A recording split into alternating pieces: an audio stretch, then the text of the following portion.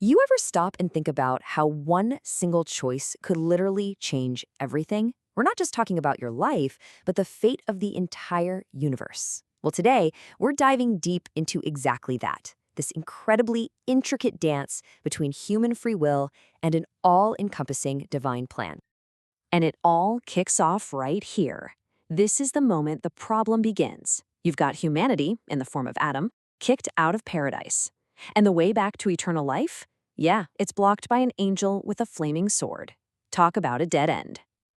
So, here's how we're going to break this all down.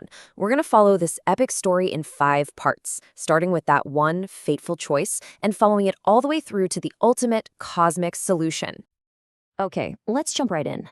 To really get this, we have to understand the 2 main players that this whole story is built around. The entire narrative is really framed by this powerful contrast. On one side, you have the first Adam. He's called a living soul, the one who got this whole human story started. But on the other side, you have the last Adam, a life-giving spirit, who shows up to bring the story to its proper conclusion. So, what really happened in the Garden of Eden? What went wrong? It turns out it's a lot deeper and more complex than just a story about a forbidden fruit. See, according to this perspective, Adam's failure wasn't just, a simple act of breaking a rule. It was a moment of profound and honestly terrifying self-discovery. In that single moment of choice, Adam was suddenly hit with 3 devastating truths. First off, he realized he was an idolater, that he had put his love for his wife, Eve, above his love for God. Second, that choice didn't make him spiritually dead. It just revealed that he already was.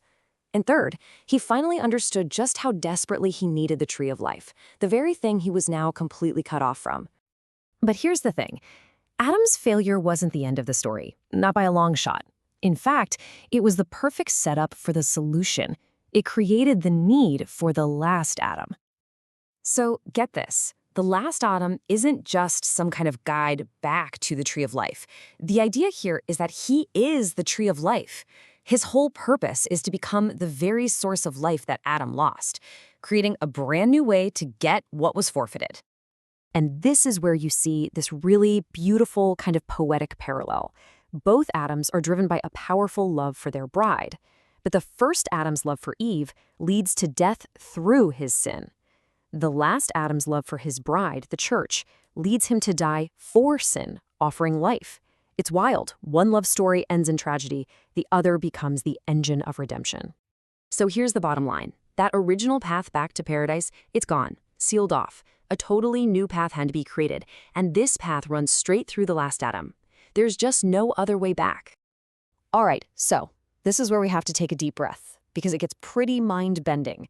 If all of this was part of some grand plan, what does that even mean for our free will? Was Adam ever really free to choose? The argument here is crystal clear. None of this was a surprise to God. Not Adam's choice, not the exile from the garden, not even the cross.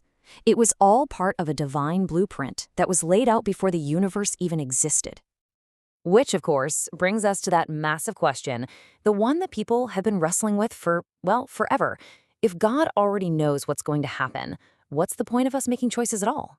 Do they even matter? And this is how it's explained, and it's pretty brilliant. God gives us genuine free will. He doesn't mess with it. But here's the catch. In our natural state, we can't actually choose to obey God perfectly.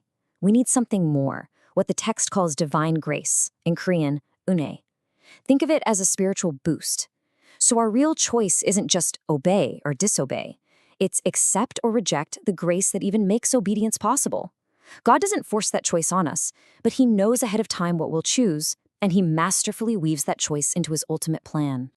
And this idea flows right into a clear step-by-step process. For those God knew would accept his grace, the path looks like this. First, they are predestined, meaning they were part of the plan from the very beginning. Then, in their lifetime, they are called. After that, they're justified, made right with God through the last Adam. And finally, they are glorified, completely restored and made perfect in the end. It's like watching an eternal plan unfold in a person's actual life. So, why? Why all this? What's the point of this huge cosmic drama spanning all of history with humanity, sin, and a grand plan of redemption? Well, the whole point, the ultimate purpose, is for everything to be put on display. The entire arc of history is designed to be a public demonstration for all of creation to see, so they can finally understand God's true nature, both his perfect, unwavering love and his perfect, righteous justice. No more questions, no more misunderstandings.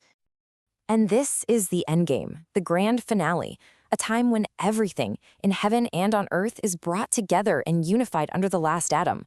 All the messy, tangled threads of history are finally woven together into one beautiful, coherent whole.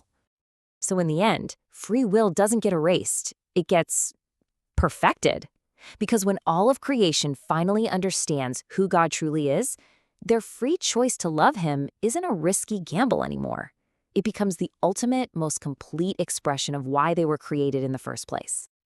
And that brings us right back to the beginning, doesn't it? If this whole cosmic story, from Adam's fall to the final redemption, was all part of a divine blueprint to show God's glory, it leaves us with one last massive question to think about. What then is the purpose of our own single choices in the middle of it all?